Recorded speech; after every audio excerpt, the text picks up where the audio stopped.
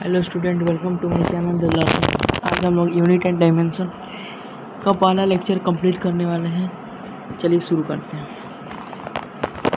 क्या कह रहे हैं सबसे पहले समझ 2 मिनट। चलिए शुरू करते हैं। यूनिट एंड डायमेंशन, चैप्टर का नाम है यूनिट एंड डायमेंशन। तो सबसे पहले समझते हैं physical quantity. Unit and dimension दो चीज़ से बना है, एक यूनिट से और एक प्लस में डायमेंशन। एक क्या है और एक डायमेंशन है। यूनिट प्लस में डायमेंशन। यूनिट क्या होता है, डायमेंशन क्या होता है जानेंगे, लेकिन इससे पहले हम लोग को कुछ बेसिक समझना होगा। फिजिकल क्वांटिटी क्या होता है? फिजिकल क्वांटिटी उस क्वांटिटी को कहते हैं जिसको हम मेजर कर सकते हैं, physical quantity refer to any property of a material और system that can be measure and express numerically along with a unit. क्या बोले? जिसको मेजर कर सकते हैं और एक्सप्रेस कर सकते हैं एंड अ यूनिट के फॉर्म में, एक यूनिट विथ यूनिट के साथ।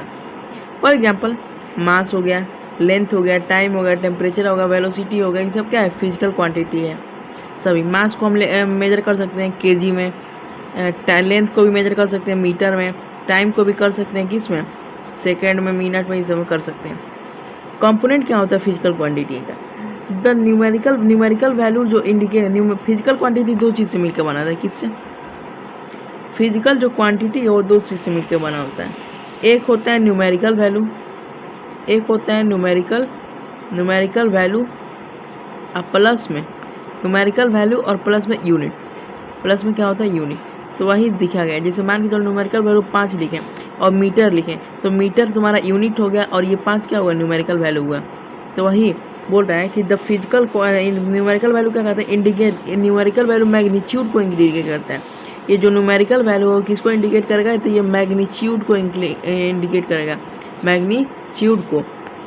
और जो तुम्हारा ये यूनिट्स है, जो तुम्हारा मीटर, सेंटीमीटर, ये सब किसको रिप्रेजेंट करता है? ये यूनिट्स को रिप्रेजेंट करता है। द फिजिकल क्वांटिटी हमेशा इसके फॉर्म में रहता है। किसके फॉर्म में रहता है? फिजिकल क्वांटिटी हमेशा, physical quantity is equal to हमेशा an numerical value into unit के फॉर्म में, न्यूमेरिकल वैल्यू प्लस में यूनिट के फॉर्म में हमेशा रहता है। ठीक है, न्यूमेरिकल वैल्यू हमेशा। ठीक है, यूनिट समझते हैं। अब यूनिट पाते हैं। यूनिट्स क्या होता है? यूनिट्स एक रेफरेंस स्टैंडर्ड होता है। रेफरेंस एक स्टैंडर्ड लिया जाता है ताकि उसको एक्सेप्ट किया जा सकता है सभी क्वांटिटी के लिए। Units is an arbitrary chosen standard that is widely accepted, जिसको हम लोग एक्सेप्ट कर सकें वाइडली, चारों तरफ, सभी जगह।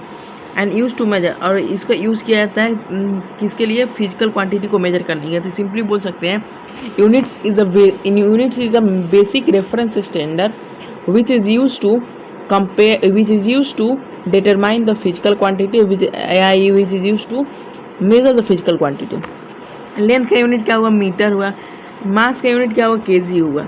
ठीक है, यूनिट का इंपॉर्टेंस क्या है? यूनिट का इंपॉर्टेंस ये है कि यूनिट का कंसिस्टेंसी बना, मेजरमेंट का कंसिस्टेंसी बना के रखता है, इंश्योर करके रखता है, कंसिस्टेंसी मेंटेन करके रखता है। ये नहीं कि हम यहाँ पे गए 1 मीटर, यहाँ 1 मीटर चीज़ को यहाँ पे 1 मीटर मिला, यहाँ पे 5 मीटर में नहीं, एक जगह 1 मीटर मिला तो वहाँ पर भी 1 मीटर मिलेगा। ये मतलब ये क्या होता है? कंसिस्टेंट रहता है सब जगह। दे अलाउ, ये साइंटिस्ट को अलाउ करता है। They allow scientist across the world to come, हाँ, साइंटिस्ट को अलाउ करता है कम्युनिकेट करना। मतलब यहाँ का साइंटिस्ट वहाँ का और दूसरे देश की बात करेगा तो उसको एक यूनिट चाहिए ना, कितना यूनिट में उसको क्या करना है क्या नहीं, उसके लिए ये भी यूज़ करने के लिए आता है। और ये they form the basis of the calculation, और ये कैलकुलेशन का बेसिस भी बनता है। कंपेरिजन, हाँ, कंपेरिजन करने में भी इसको यूज़ किया जाता है, कंपेरिजन में भी इसको यूज़ किया जाता है। तो यूनिट्स का इंपॉर्टेंस क्या है? यूनिट का इंपॉर्टेंस ये है कि यूनिवर्सली क्या होता है? एक्सेप्टेड होता है, कंसिस्टेंसी मेंटेन करके रखता है किस में? मेजरमेंट में, और एक बेसिस बनाता है कैलकुलेशन का। सिंपल। अगला देखते हैं यूनिट्स, फंडामेंटल यूनिट्स। यूनिट्स को दो पार्ट में बांटा गया। यूनिट्स को, तो यूनिट्स है आपका, यूनिट्स है, उसको दो चीज़ में बांटा गया है। एक को कहा गया फंडामेंटल, एक को कहते हैं फंडामेंटल, एक को कहते हैं फंडामेंटल और एक को कहते हैं डिराइव। फंडामेंटल और डिराइव। तो देखो फंडामेंटल यूनिट्स क्या होता है? Fundamental units are standard units which is use to measure fundamental physical quantity such as length हो गया, मास हो गया, टाइम हो गया, टेम्परेचर हो गया, इलेक्ट्रिक करंट हो गया, amount of substance and luminous intensity. या ऐसे लिख सकते हो कि fundamental quantity are those quantity which are independent which are independent in nature. वो किसी पर डिपेंड नहीं होते, ये इंडिपेंडेंट होता है। टोटल फंडामेंटल क्वांटिटी कितना होता है? टोटल फंडामेंटल क्वांटिटी की बात करोगे तो वो 7 होता है। 7 फंडामेंटल क्वांटिटी है। 7 फंडामेंटल क्वांटिटी। फंडामेंटल क्वांटिटी कितना है? फंडामेंटल क्वांटिटी 7 है। 7 है। इसके बारे में जानेंगे, लेकिन यहाँ पर कुछ दिया हुआ है, समझ जाए। पहला है लेंथ, लेंथ को मीटर में नापते हैं। दूसरा है मास, किलोग्राम। टाइम दिया हुआ है सेकेंड में। टेम्परेचर है केल्विन में। Electric current ampere. Amount of substance को क्या कहते हैं? मोल में नापते हैं। और लुमिनस इंटेंसिटी को कैंडेला में। ठीक है, अगला देखते हैं। ये हो गया फंडामेंटल क्वांटिटी में। फंडामेंटल क्वांटिटी में कौन कौन आता है? फंडामेंटल क्वांटिटी, पहला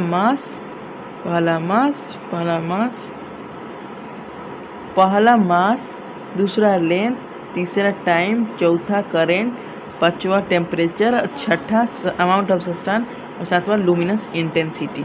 ठीक है, लुमिनस इंटेंसिटी।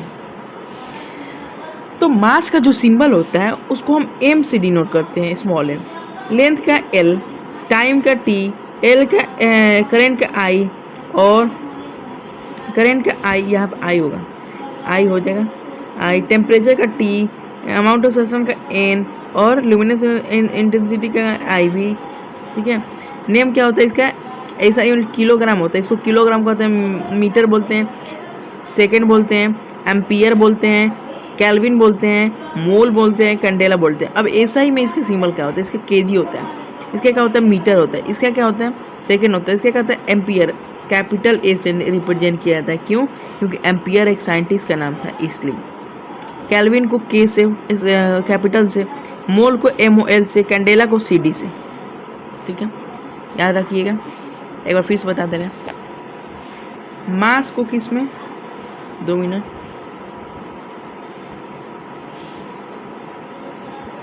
मास को किस में नापा जाता है? मास को केजी में। मास को किस में नापा जाता है? मास को केजी में ही नापा जाता है। मास को केजी में। लेंथ को मीटर में। टाइम को सेकेंड में।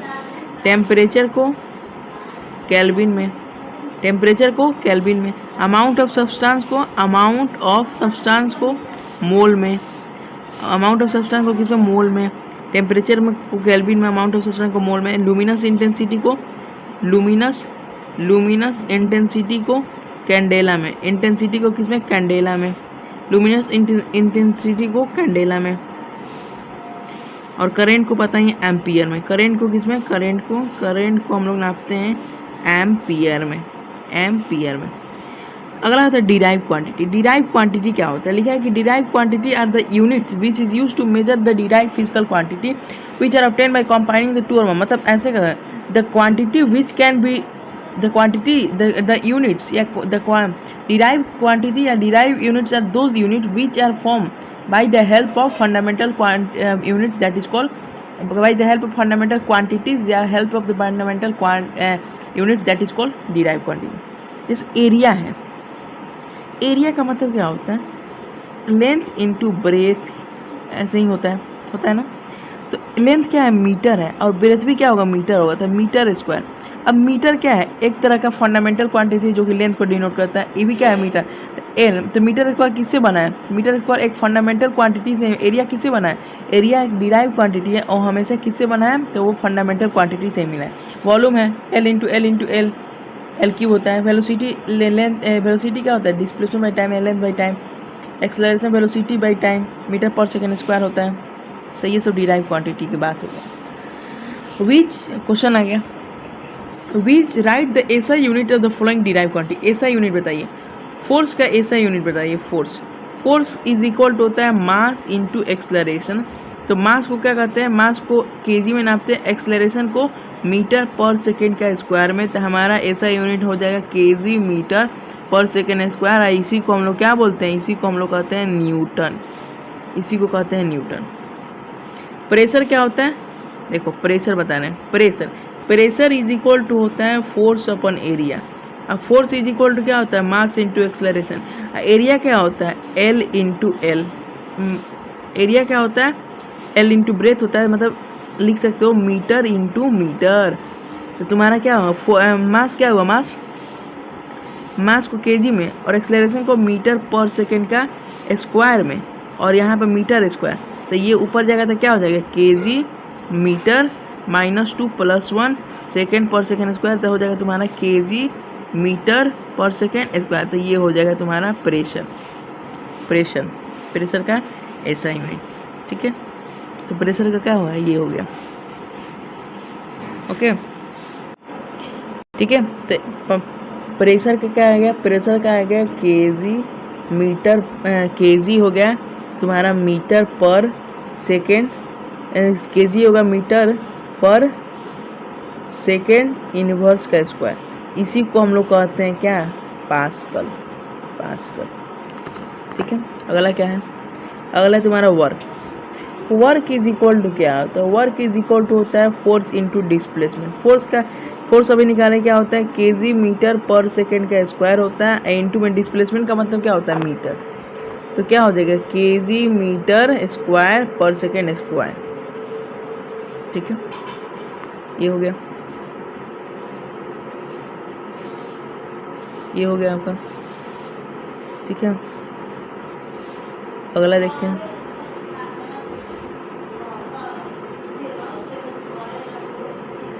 अगला क्या है, पावर इज इक्वल टू क्या होता है, पावर इज इक्वल टू होता है एनर्जी अपॉन टाइम।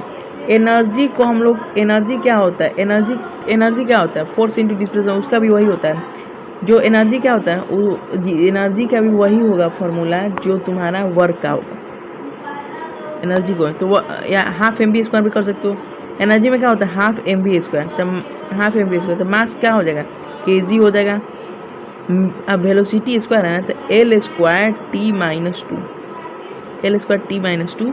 ये तो तुम्हारा ऐसे लिख रहे हो, क्या कहते हैं, डायमेंशनल, सॉरी 2 मिनट, ठीक है। तो तुम चुपचाप से वही लिखो ना, क्या कहते हैं, वही लिखो जो फोर्स का लिखे थे। एनर्जी फोर्स का जो वर्क डन का था ना, वर्क डन क्या है, KG metre square per second square, KG metre square, KG metre square.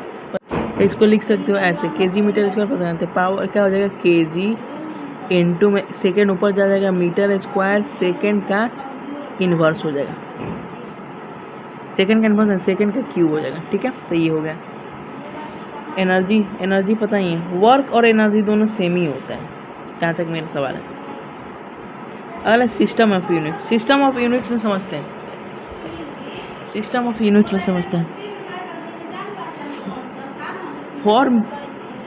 For measurement to be the universally understand. System of units समझते हैं कितना होता है। मेजर 3 तरह का सिस्टम ऑफ यूनिट, पहला होता है FPS, जिसको फुट पाउंड सिस्टम के नाम से जाना जाता है। दूसरा CGS, फुट पाउंड सेकेंड के नाम से जाना जाता है। दूसरा CGA, centimetre gram second. MKS पता है, मीटर किलोग्राम सेकेंड। ऐसा ही सिस्टम क्या होता है, इंटरनेशनल सिस्टम ऑफ यूनिट्स। चलिए, तो सबसे पहला फंडामेंटल में क्या होता है, फंडामेंटल में होता है जो लेंथ होता है, लेंथ को सेंटीमीटर में नापते हैं। फंडामेंटल यूनिट जो CGS में होता है, CGS में कि लेंथ को हम लोग सेंटीमीटर में नापते हैं, किस में, CGS में। मास को जो नापते हैं हम लोग ग्राम में नापते हैं, किस में, ग्राम में नापते हैं। और टाइम को किस में नापते हैं, टाइम को सेकंड में नापते हैं। वैसा ही FPS में क्या होता है, जो लेंथ होता है, लेंथ को हम लोग फुट में नापते हैं, मास को हम लोग पाउंड में नापते हैं, और टाइम को हम लोग सेकंड में नापते हैं, बस यही है, याद कर लीजिएगा। ज़्यादा क्वेश्चन ऐसे क्वेश्चन आता नहीं है। फंडामेंटल सिस्टम एम के लेंथ को मीटर में, मास को किलोग्राम में, टाइम को सेकंड में। इसी को ये मैं कहने मतलब लार्जर स्केल में यूज़ करने वाले मेजरमेंट होता है एम की, ज़्यादातर इसका ही यूज़ किया जाता है। अब बोले ना कि 7 फंडामेंटल यूनिट्स होता है, फिर आ गया ना वही, लेंथ को मीटर में, मास को किलोग्राम में, टाइम को सेकेंड में, इलेक्ट्रिक करंट एम्पियर होता है, टेम्परेचर को केल्विन में, अमाउंट ऑफ सब्सटेंस को मोल में, लुमिनस इंटेंसिटी को कैंडेला में। 7 फंडामेंटल यूनिट। डिराइव यूनिट्स कितना होता है? इन्फिनिटी। बहुत सारा डिराइव कर सकते, 7 से ही सब डिराइव यूनिट डिराइव होता है, ठीक है। सप्लीमेंट्री क्वांटिटी क्या होता है? सप्लीमेंट्री क्वांटिटी क्या होता है? सप्लीमेंट्री क्वांटिटी उस क्वांटिटी को कहते हैं जिसको हम लोग कैटेगराइज नहीं करते हैं एज अ फंडामेंटल और डिराइव में। फंडामेंटल और डिराइव में जो नहीं आता है लेकिन वो इसेंशियल होता है मेजरमेंट के लिए, that quantity that is refer to the supplementary quantity. Supplementary quantity mainly दो तरह का होता है। कौन कौन? एक होता है प्लेन एंगल, एक होता है सॉलिड एंगल। जो प्लेन एंगल होता है, प्लेन एंगल क्या रिप्रेजेंट करता है? एंगल। प्लेन एंगल क्या करता है? रिप्रेजेंट करता है दो इंटरसेक्टिंग लाइन और सरफेस के बीच में एंगल को रिप्रेजेंट करता है। एंगल जैसे ये देखो, ये एंगल को रिप्रेजेंट कर रहा है, कहने का मतलब ये जो है ना, ये दो सरफेस हुआ, यहाँ पे बीच में थीटा बन रहा है ये, तो यहाँ का जो ये जो चीज़ हुआ ये आर्क लेंथ हो गया। तो ये जो थीटा निकलता है, थीटा कब निकल? थीटा इज इक्वल टू होता है L/R, arc length by radius, यानी length of arc is equal to हो जाता है थीटा/R, थीटा इंटू आर। ज़्यादातर इसका यूज़ नहीं है लेकिन ऐसे आता है। यहाँ पर थीटा को किस में नापा जाता है? ऐसा यूनिट इसका क्या होता है? प्लेन एंगल को क्या होता है? ऐसा यूनिट है रेडियन होता है। थीटा को रेडियन में नापा है, इसीलिए रेडियन। सॉलिड एंगल का भी ज़्यादा यूज़ नहीं होता है, area of surface. Solid angle का जो इसका ऐसा यूनिट याद कर लो, सिर्फ एस्टर रेडियन होता है। क्या होता है? एस्टर रेडियन, जिसको ओमेगा से रिप्रेजेंट करते हैं। क्या होता है? सॉलिड एंगल इक्वल क्या होता है? एरिया ऑफ सरफेस अब आई मैं रेडियस का स्क्वायर करूँ तो ये तुम्हारा सॉलिड एंगल का आ गया। सॉलिड एंगल का फॉर्मूला क्या होगा? सबसे पहले प्लेन एंगल देखो, प्लेन एंगल का फॉर्मूला हो गया तुम्हारा कि theta is equal to L/R, और omega is equal to area by में R स्क्वायर, अगला होता है कन्वर्जन ऑफ यूनिट्स। यूनिट का कन्वर्जन देखो, कंसेप्ट क्या है? जान लें कि फिजिकल क्वांटिटी न्यूमेरिकल वैल्यू और यूनिट से मिलकर बना होता है। यानी फिजिकल क्वांटिटी को n इंटू यू के फॉर्म में लिख सकते हैं, जहाँ पर n क्या है? न्यूमेरिकल वैल्यू है, और u क्या है? यूनिट्स है। जैसे 3 मीटर को हमको सेंटीमीटर में बदलना है, तो देखो, तो 3 मीटर को हमको सेंटीमीटर में बदलना है, तो n1 into U1 is equal to n2 into U2, तो 3 मीटर है इज इक्वल टू 300 सेंटीमीटर। कैसे हो रहा है? तो देखो, n1 को मान लिया है, n1 को यूनिट मान लिया है क्या? मीटर में, और n2 को मान लिया है सेंटीमीटर में। तो मतलब 3 ये मैग्नीट्यूड हो गया into metre is equal to n2 into, और ये n2 यूनिट्स को माना है, 2 मिनट, सॉरी, U1 को मान लिया है मीटर और U2 को मान लिया है सेंटीमीटर। तो 3 into metre is equal to n2 into centimetre, और 1 मीटर में कितना सेंटीमीटर? तो 3 इंटू मीटर, तो मीटर 1 मीटर में कितना centimetre? 100 centimetre. 3 into 100 centimetre is equal to n2 into centimetre. Centimetre से सेंटीमीटर का गया तो n2 इज इक्वल टू कितना आ गया? 300। n2 का वैल्यू आ गया 300। न्यूमेरिकल कंक्लूजन क्या निकला? न्यूमेरिकल वैल्यू n इज क्या है? n क्या है? इन्वर्सली प्रोपोर्शनल है किसके? यूनिट्स के। For constant quantity n into you क्या होता है? कांस्टेंट होता है। अब एक क्वेश्चन आता है, a physical quantity is measure and its value is found to be n numerical बना, n इंटू यू पता है, n इंटू यू पता है क्या होता है? पता है कि आपको कि n into U is equal to हमेशा कांस्टेंट होता है। तो n is equal to k by यू, जहाँ पे ये कांस्टेंट है तो n is inversely proportional to u, मतलब n हमेशा u के प्रोपोर्शनल होता है। आंसर डी हो जाएगा। प्रेफिक्स, अब देखो गीगा, 1 गीगा में होता है 10 के पावर 9, मेगा में 10 के पावर, मेगा में होता है 10 के पावर 6, किलो में 10 के पावर 3, हेक्टो में 10 के पावर 2, डेका में 10 और डेसी में 10 के पावर -1, सेंटी में 10 के पावर -2 और मिली में 10 के पावर -3, माइक्रो 10 के पावर -6, नैनो 10 के पावर -9 और पीको 10 के पावर -2 है। 1 गीगामीटर में 10 के पावर 9 मीटर होता है। 1 मेगामीटर में 10 के पावर 6 मीटर होता है। 1 किलोमीटर में 10 के पावर 3 क्या होता है? ग्राम होता है। 10 के पावर 3 क्या होता है? ग्राम होता है। 1 हेक्टोग्राम में 100 ग्राम होता है। 1 डेकाग्राम में 10 ग्राम होता है।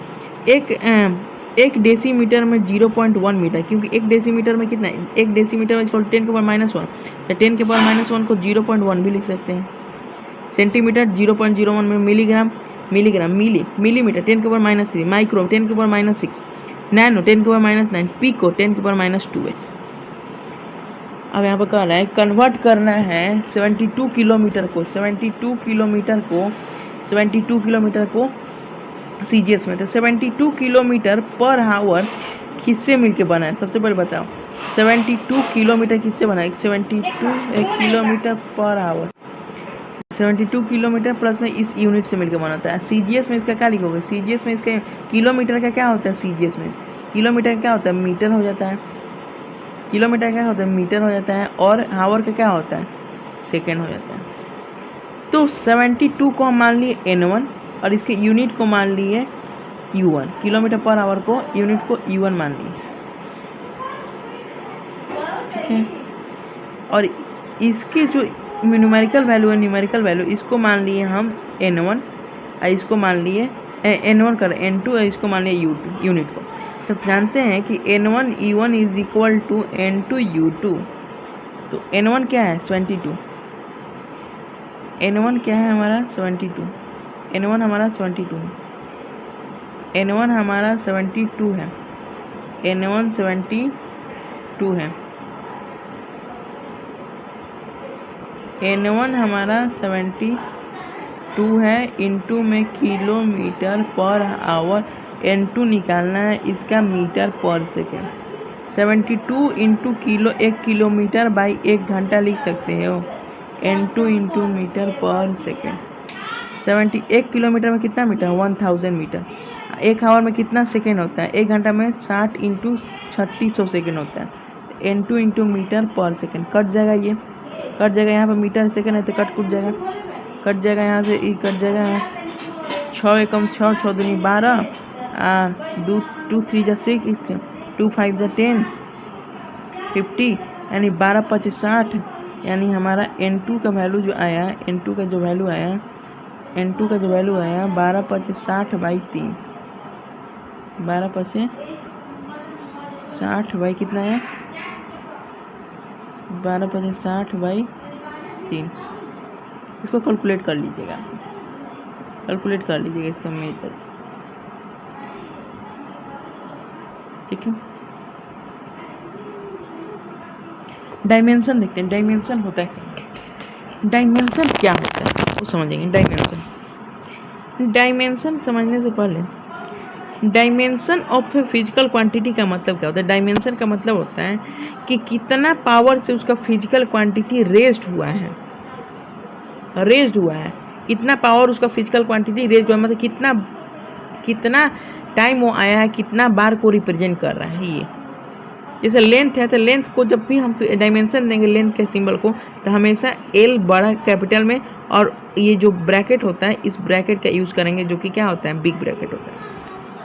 मास को देना है तो M ऐसे करके देंगे, ऐसे ही टाइम को देना है तो ऐसे देंगे। इलेक्ट्रिक करंट को एम्पियर भी लिख सकते हो ऐसे करके, और नहीं तो I से भी रिप्रेजेंट किया जाता है। थर्मोडाइनेमिक टेम्परेचर मतलब केल्विन को, अमाउंट ऑफ सब्सटेंस मोल को या N भी लिख सकते हो। लुमिनस इंटेंसिटी को J से भी रिप्रेजेंट कर सकते हो, और CD से मेनली किया जाता है ज़्यादा, CD से। Dimension general formula, dimensional formula represent a physical quantity in term of fundamental, हाँ सही बात है, फंडामेंटल क्वांटिटी के टर्म में रिप्रेजेंट किया जाता है। जनरल फार्मूला इसका होता है M के पावर A, L के पावर B, T के पावर C। जैसे हमको पावर ऑफ मास, M क्या है, A क्या है, A मतलब A दिखा रहा है कि M का कितना पावर है, मास का कितना पावर है, B क्या दिखा रहा है कि लेंथ का कितना पावर है, और T क्या दिखा रहा है कि तुम्हारा टाइम का कितना पावर है, सिंपल। जैसे हम बोल रहे हैं कि बताइए कि वेलोसिटी के डायमेंशनल फॉर्मूला बताइए, तो वेलोसिटी इक्वल क्या होता है, डिस्प्लेसमेंट अपॉन टाइम होता है, और डिस्प्लेसमेंट का मतलब क्या होता है, मीटर होता है, और टाइम का मतलब क्या होता है, सेकेंड होता है। अब मीटर को हम एल से रिप्रेजेंट कर सकते हैं, लेंथ है ना, मीटर क्या एक लेंथ है, और सेकेंड क्या है, सेकेंड एक टाइम है, तो टी लिख सकते हैं। तो इसको हम एल टी माइनस, इसको हम एल टी -1 लिख सकते हैं, क्योंकि ये ऊपर जाएगा, तो इसको फिर ब्रैकेट से इसको क्लोज कर देंगे, तो ये हमारा डायमेंशनल फार्मूला आ गया, सिंपल। ये दिया हुआ है velocity L T -1, acceleration L T, इसको याद कर लेना, L T -2, L T inverse -2, force का M L T -2, M L T -2, momentum क्या होता है, मोमेंटम इक्वल टू होता है मास इंटू वेलोसिटी। तो मास क्या होता है एम, और वेलोसिटी क्या होता है एल टी -1, तो ब्रैकेट लगा दो, आ गया तुम्हारा।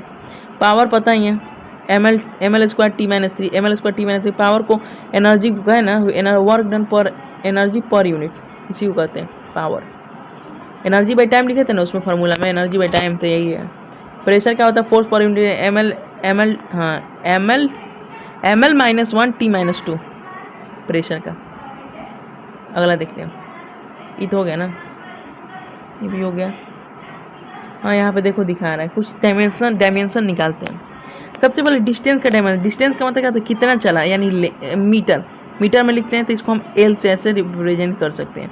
स्पीड क्या होता है, स्पीड इक्वल टू होता है डिस्टेंस अपॉन टाइम, डिस्टेंस को मीटर से और टाइम को सेकंड से, तो हम लिख सकते हैं मीटर पर सेकंड होता है, तो मीटर को एल से और सेकंड को टी -1 से, और ब्रैकेट से बंद कर देंगे। एरिया का होता है एल इंटू बी, यानी मीटर इंटू मीटर, यानी एल इंटू एल, यानी एल स्क्वायर, और फिर ब्रैकेट से बंद कर दो, सिंपल। वॉल्यूम क्या होता है L into B into A, मतलब a metre into metre into metre, यानी एल क्यूब, इसको ब्रैकेट से बंद कर देंगे, बस सिंपल है, इजी है, आसानी से हो गया। अगला देखते हैं, स्ट्रेस का फॉर्मूला जो होता है force by area. Force by area क्या होता है, प्रेशर भी होता है, तो प्रेशर का ही क्या हो जाएगा, प्रेशर का ही वो डायमेंशनल। अब फोर्स का क्या होता है, M L square T, force का यहाँ पर क्या लिखे थे, फोर्स का देखो, तो फोर्स का M L T -2, M L T -2, M L याद रखना पड़ेगा, एम एल टी -2, अब आई में एरिया क्या होता है एल स्क्वायर, तो हम लिख सकते हैं एम एल -1 टी -2। अब देखो तो ये प्रेशर के बराबर है M L -1 T -2, M L -1 T -2, तो वही हुआ। प्रेशर को ही स्ट्रेस करते हैं, लेकिन आगे चल के पढ़ोगे, लेकिन इसका डिफिनेशन कुछ अलग होता है।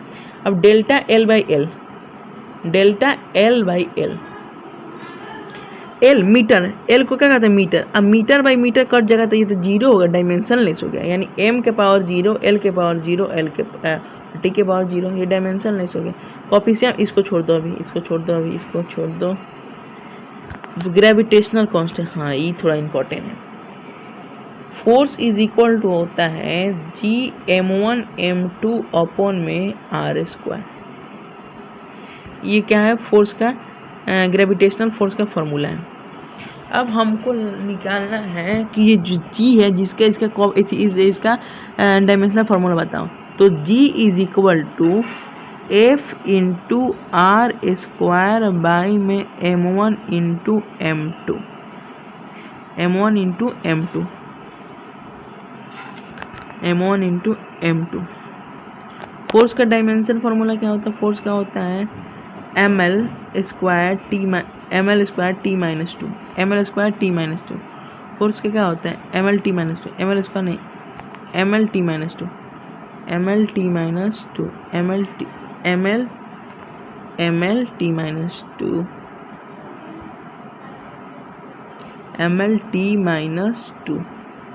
अब इंटू रेडियस, तो रेडियस का मतलब क्या होता है एल स्क्वायर, अब बाई में एम इंटू एम मास, तो मास का स्क्वायर कर दो। अब देखो मास का ये ऊपर चल जाएगा, तो माइनस हो जाएगा एक पावर, तो m -1 हो जाएगा। अब एल स्क्वायर है तो एल क्यूब हो जाएगा, और टी -2, ये हो गया ग्रेविटेशनल कांस्टेंट का क्या डायमेंशनल फार्मूला, तो निकल गया। Using the dimensional analysis determine the dimension of the flowing physical quantity. Planck constant, Planck constant क्या होता है, E is equal to H nu होता है, एच न्यू होता है। जी प्लैंक कांस्टेंट का वैल्यू होता है 6.226 इंटू 10 के power -34 joule second. Planck constant क्या होता है? Nu H. तो ई बाई न्यू एनर्जी का क्या होता है? एनर्जी का पता है ml square t minus 2, ml square t minus 2। Energy का क्या होता है? एनर्जी का ml स्क्वायर t माइनस 2। देखो यहाँ पर दिखा है energy ml square t minus 2। ये एनर्जी क्या हो गया? एनर्जी क्या हो गया? एनर्जी क्या हो गया? किसका एनर्जी का हो गया? तो ml स्क्वायर t माइनस 2। अब 1 ये क्या है? फ्रीक्वेंसी है। तो 1 बाई फ्रीक्वेंसी क्या होता है? टाइम ही होता है। 1 बाई फ्रीक्वेंसी क्या होता है? 1 बाई फ्रीक्वेंसी हमेशा याद रखना, 1 बाई फ्रीक्वेंसी जो होता है वो टाइम होता है। 1 बाई फ्रीक्वेंसी क्या होता है? टाइम होता है। तो टाइम लिख सकते हैं इसको, टी लिख सकते हैं ना, टी नीचे नहीं लिखेंगे, इसको ऊपर ही लिखेंगे, इनटू में टी। तो लिख सकते हैं ml square T minus 1। Planck constant का ये आ गया तुम्हारा डायमेंशन। यूनिवर्सल गैस कांस्टेंट का, यूनिवर्सल गैस को इसको भी छोड़ दो, ये अभी पढ़ना है आगे तब बताएं। अगला कह रहा है कि which of the following quantity dimension है। डायमेंशनलेस क्या होता है? जिसका फॉर्मूला m के पावर 0, l के पावर 0, t के मतलब 0 जहाँ भी आ जाए तो समझ आना डायमेंशनलेस है, पूरा फॉर्मूला में आना चाहिए। तो प्रेशर का क्या होता है? प्रेशर का फॉर्मूला क्या होता है? प्रेशर का होता है ml माइनस 1 t माइनस 2। तो ये तो डायमेंशनलेस नहीं है। स्ट्रेन बोले वर्क, देखो वर्क क्या होता है? एनर्जी का होता है ml square t minus 2, ml square T. Force के क्या होता है? ml minus 1 t minus 2, ml minus 1 t minus 2 ml। Force is equal to क्या होता है? फोर्स इज इक्वल टू तुम्हारा हो जाता है मास इंटू एक्सलरेशन। तो mass into acceleration L T minus 2, ठीक है।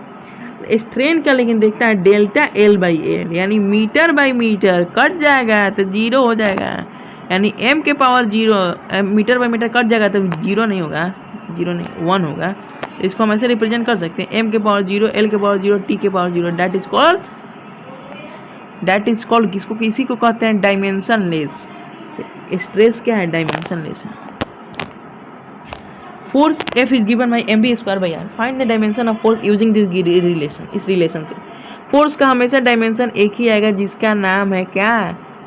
mlt minus 2। ये डायमेंशन आएगा। अब इससे हमको निकालना है force is equal to mv square by r। m का मतलब होता है मास, m से रिप्रेजेंट करता है। v स्क्वायर मतलब क्या होता है? lt माइनस 1 का स्क्वायर बाई में r का मतलब क्या होता है? रेडियस, लेंथ को। तो लिख सकते हैं force is equal to mass into L square T minus 2 by L. तो लिख सकते हैं, तो हम लिख सकते हैं ml minus 1 T minus 2, ml minus 1 का, सॉरी माइनस 1 नहीं होगा, ये ऊपर जाएगा तो एक ही माइनस होगा ना, तो यहाँ पे ml के पावर 1, यानी ऐसे लिख सकते हैं ml t माइनस 2 अब ब्रैकेट में डाल देंगे, ठीक है। ठीक है, अगला डायमेंशनलेस क्वांटिटी तो हो ही गया। ये देखो स्ट्रेस का दिया हुआ तुम्हारा डायमेंशन फॉर्मूला लिख लेना। रिफ्रैक्टिव इंडेक्स का भी लिख लेना। स्पीड, रिफ्रैक्टिव इंडेक्स क्या होता है? Speed of c by V होता है। c बाई वी होता है, c बाई मतलब speed of light in air है, स्पीड ऑफ लाइट में तो स्पीड है, स्पीड कट जाता है तो 1 हो जाता है। तो पोइसन रेशियो लिख लेना। रिलेटिव डेंसिटी का भी, density of substance by density भी, मतलब ये 4 चीज़ का डायमेंशनलेस होता है। डायमेंशनलेस का दिया हुआ है क्या फॉर्मूला?